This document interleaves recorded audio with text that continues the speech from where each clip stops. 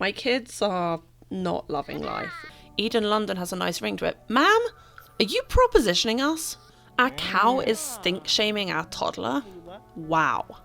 Hello from the void, it's Rose. Welcome back to my channel and the apocalypse. I want to start out by saying a big thank you to everyone that left a comment under my last video. It means a lot to me that you're enjoying Eden's adventures. I'm having so much fun playing it, exploring my challenge, and any comments and suggestions you do leave down there, I will do my best to work in.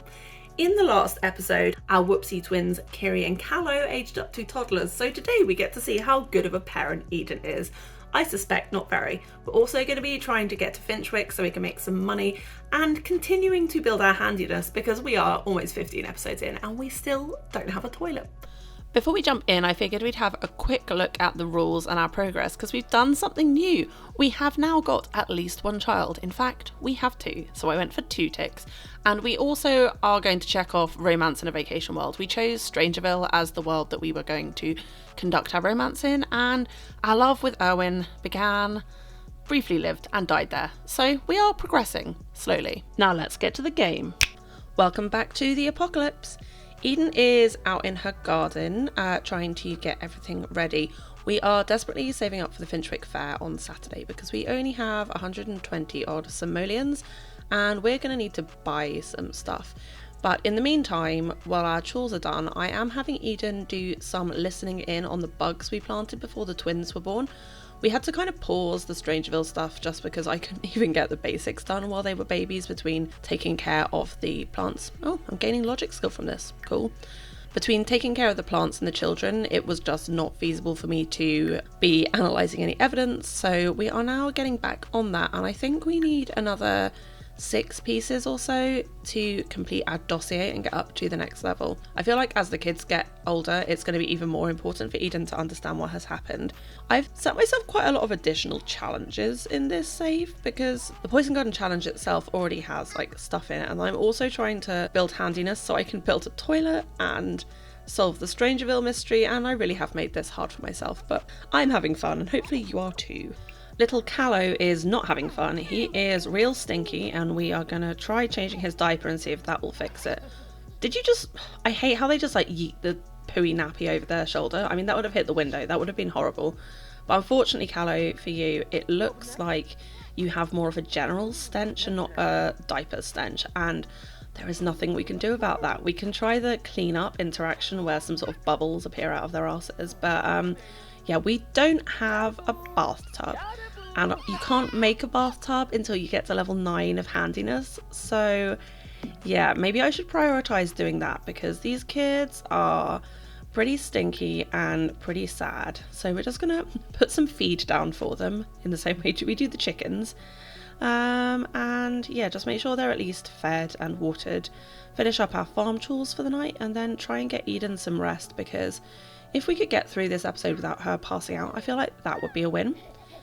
So we have got her into bed, which is nice, and now the toddlers, who are unfortunately kind of nocturnal, are up and working on their toys. Callow has gone for the stacking bricks, while Kiri is more into the imagination skill, which feels on brand for them.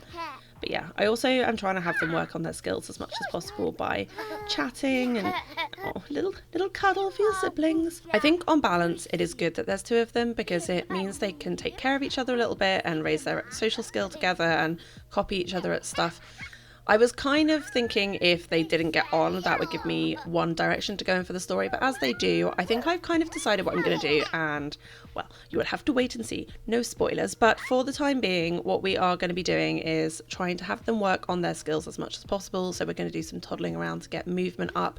As children, they'll need to max the motor skill, because I feel like Eden is like, you must be physically strong, or you will die. And the only thing that Kiri can't do on her own is potty training until we get her up to level 2. So I have pulled Eden out of bed to help her do that, although she doesn't seem to have done it. Okay, well that's... No! What is wrong with your legs, child? Oh, wow. I mean, Eden got out of the shower for that and did nothing. Absolutely nothing. I'm traumatized. Eden's fine. She's just eating her mushrooms like, that was a weird thing that happened. I said mushrooms, pretty sure that was eggs, but whatever. It's the night on the town. We will not be attending. We do not do the town. We only do the night.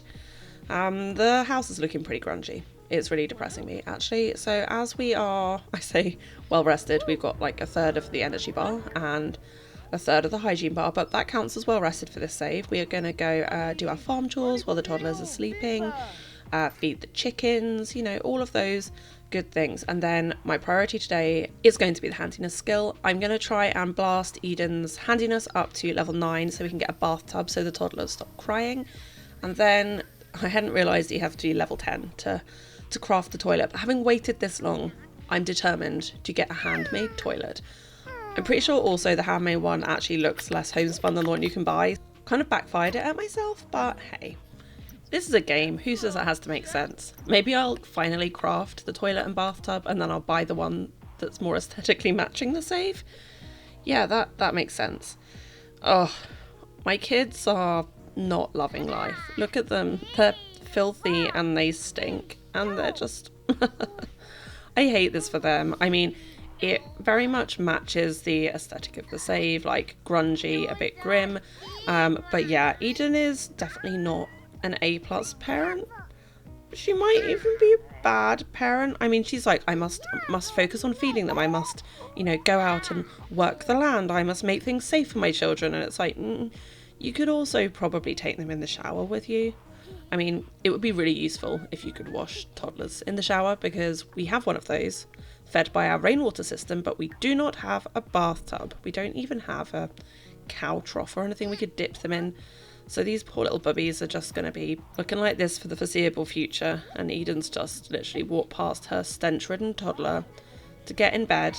And yeah, feels bad, feels inorganic. And yes, I can completely acknowledge I created this situation for myself. I wrote this challenge intending to play like less canonically good characters, and I also added the extra rules, which is why we don't have a bathtub. But at the same time, I'm like, the toddlers are sad. I'm sad. I could change the rules, but I'm going to stick to them because I think it will create more interesting narrative.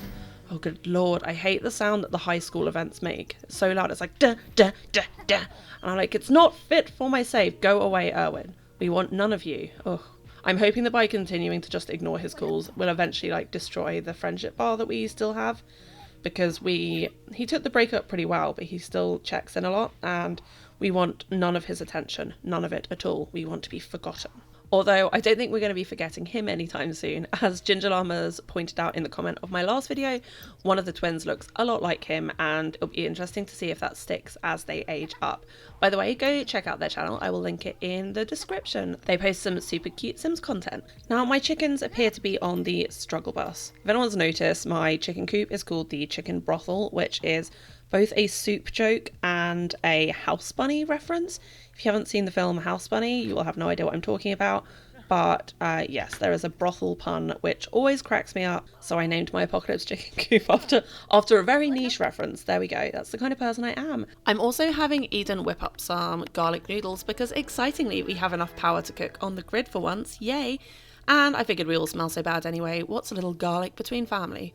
Also, garlic is life and might keep Vladdy Daddy away if the walls do not. Despite the fact she is knackered, I am having Eden grind handiness for the children, you understand. Eden London has a nice ring to it. Ma'am, are you propositioning us? We do not know you. Get away. Get away. We are exhausted. We already have more romance in our life than we ever wanted or know what to do with. And if we had any spare time, we should probably use it to clean up one of the many stink-generating objects in our lives, which currently include our children. Yeah, poor little buddies. Have your garlic noodles, and then maybe you can enjoy the smell of garlic instead of the smell of your own filth. This is pretty bleak.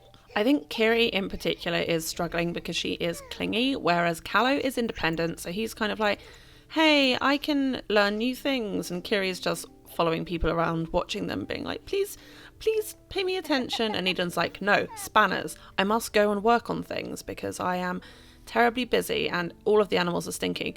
Butters is thinking about leaving, but he's informing Callow.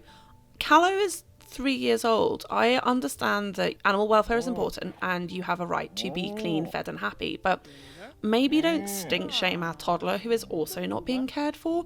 Maybe, you know, direct the criticism where it belongs on our messy bish of a Generation 1 character. Eden, can you clean some things, please? Can't clean her, can't clean him, but we can clean out the chickens. It's Saturday, which means it's finally Finchwick Day, which is probably for the best because we're actually down to having one simoleon. So we cannot feed the chickens. We cannot buy anything new. We can't start any new woodworks after this one. All we can do is wait until the fair rolls around in a few hours and hope we make good money on all of the produce we've been growing. We got another chick who we have named Noodle Soup, and we also had our last chick age up into a hen. Thank goodness, we kept getting cockerels, and that one is called Pot Pie because yum yum yum. Yeah, anyway, we are now pretty much just waiting, leveling up our handiness. Thank you, Eden, level 8. We are getting towards where we need to be, and then we will head over to Finchwick. I am hoping we're going to leave the toddlers behind. Terrible parenting, but I'm hoping we can make a decent chunk of change because the kids will probably age up to child before the next fair, and we're not making much money in our Wednesday selling days anymore because we frankly don't have time to go out foraging and it's not really worth it.